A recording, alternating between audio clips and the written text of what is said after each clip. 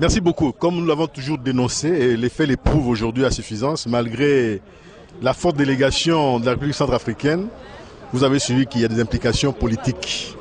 Et je crois que la Cour a été suffisamment instruite et éclairée à ce sujet. Et nous espérons une réponse positive en ce qui concerne les recours introduits par la défense de M. Bemba. Merci beaucoup.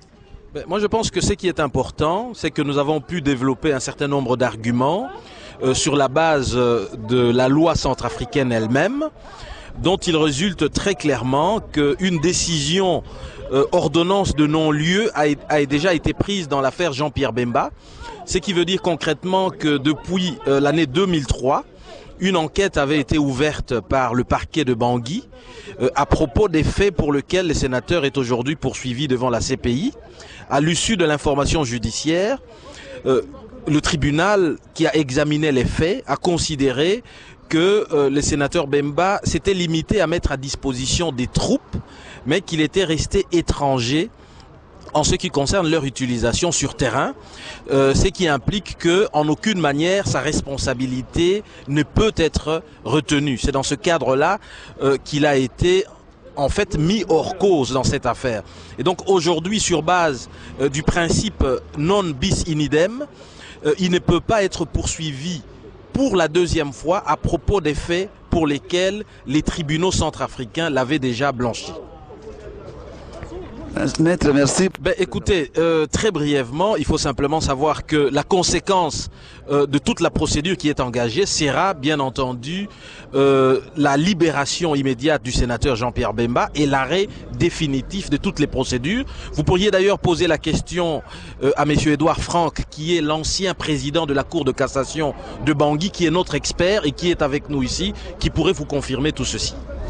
Merci beaucoup, maître. Merci. J'ai assisté à cette audience de la Cour pénale internationale. Je suis venu comme juriste pour écouter et l'audience a été conduite de façon admirable. Et j'ai donc assisté, j'ai écouté comme c'est un procès qui touche un peu mon pays. Je suis venu écouter, j'ai suivi et j'ai tiré des leçons pour ma formation de juriste. Et voilà ce que je peux vous dire, le procès a été très bien conduit. Merci beaucoup. Vous voulez que moi, mon comme Pamba, maître. Tu as besoin de mon comme nayo pour notre coup que ça peut pas s'en aller ko batikali.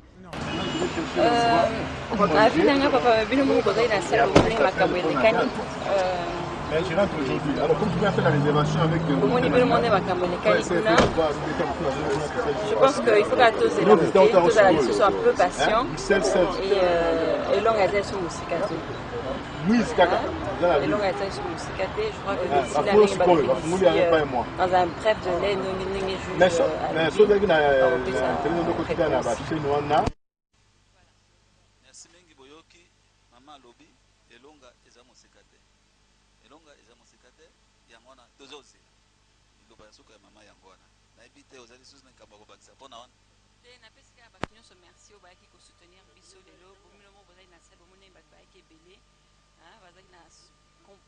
compassion pour la bologoti, mais ça n'a pas boyé quand même pour témoigner pour la année makamozo les Canadiens vous avez un souci à to bakangi ou à sénateur congolais vous avez un souci à mboka bolibo ba évolution na yezo les Canadiens nini en tout cas merci na batunyo surtout ba yakilelo merci.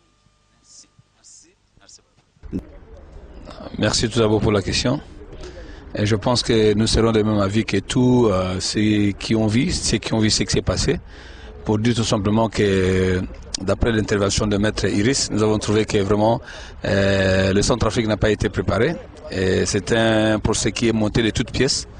Il n'y a rien, c'est un procès vide. Dont nous déplorons vraiment et nous souhaitons que la justice soit faite et surtout nous avons l'assurance qu'il y aura vraiment une bonne justice et une justice équitable et surtout que la vérité sera établie parce que le chef de l'MLC n'a pas été coupable, il n'y a pas de chef d'inculpation. Donc nous savons que bientôt, d'un moment à l'autre, il sera dehors pour prendre le destin de son pays et prendre en main le destin de ce peuple. Merci beaucoup. Maman. Oui, bon, mon point de vue d'abord, c'est vraiment je rentre disposé positif parce que on ne s'attendait pas à ce qui vient de passer aujourd'hui. Donc normalement, ces procès, disons, cette consultation était prévue pour 2 jours. Et voilà, en 1 jour, on a clôturé. Et nous sommes rentrés victorieux. Franchement, nous attendons les jours prochains la libération de notre chef. Donc les jours de vérité commencent à surgir. Donc franchement, nous rentrons tous dans la joie. Et vraiment, je tiens à remercier aussi tout ce monde. Hein. Nous venons avec vous de la salle jusqu'ici. Bon, les gens sont déterminés. C'est un jour ouvrable, un jour de travail. Mais les gens vraiment ont décidé de venir. Donc vraiment, c'est une grande joie. Je pense qu'il y a vraiment un grand désarroi dans le cas de l'ennemi. Merci beaucoup. Merci beaucoup. Mon point de vue aujourd'hui, c'est que d'abord, au moment de l'audience, aujourd'hui, nous avons eu la démonstration. Nous avons eu la confirmation. C'est dû à un caractère discriminatoire. Pourquoi? Aujourd'hui, vous avez entendu, on dit que le mandat d'arrêt en Centrafrique, au départ, avait été décerné à 14 personnes. Et aujourd'hui, il n'y a que Jean-Pierre Bemba qui est en détention.